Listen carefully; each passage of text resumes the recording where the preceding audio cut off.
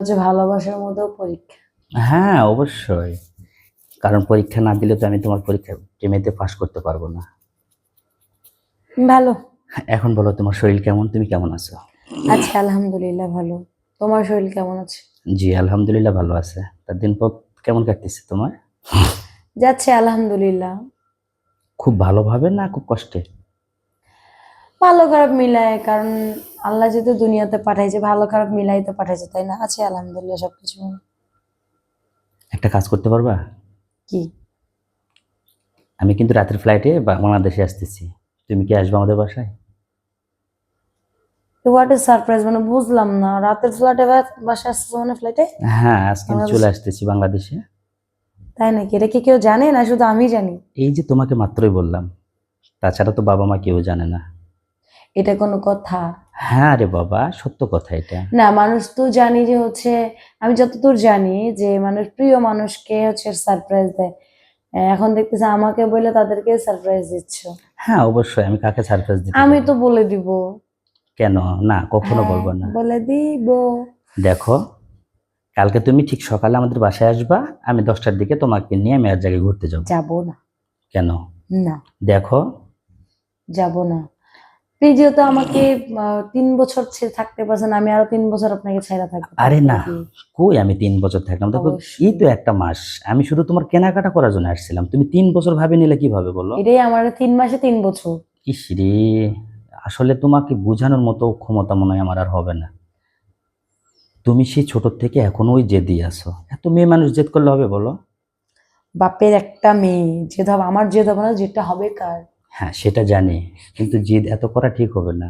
সোনার চান, আমার ঘরে আসলে তোমার জিদ একদম আমি খেয়ে নেব কিন্তু।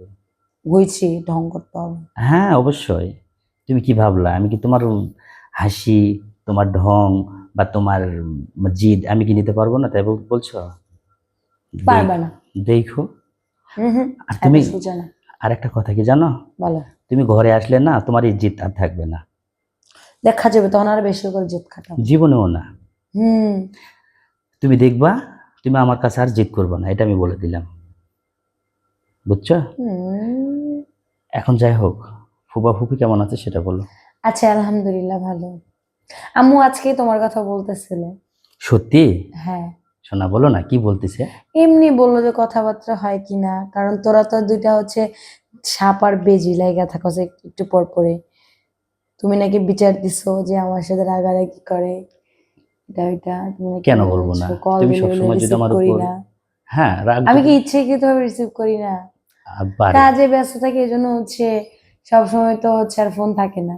কেন তুমি কাজে সবসময় ব্যস্ত থাকবো? তুমি জানো না যে আমার প্রিয় ফোন দিতে পারে সবসময়? ঠিক আছে, তা আব্বু আম্মু তো হচ্ছে, সরি আব্বুর কথা বলতেছি কেন আরো, আব্বুর তো কত কিছু লাগে, তারপর আম্মু তো অসুস্থ, তা আম্মু একটু হাতে হেল্প করবো না?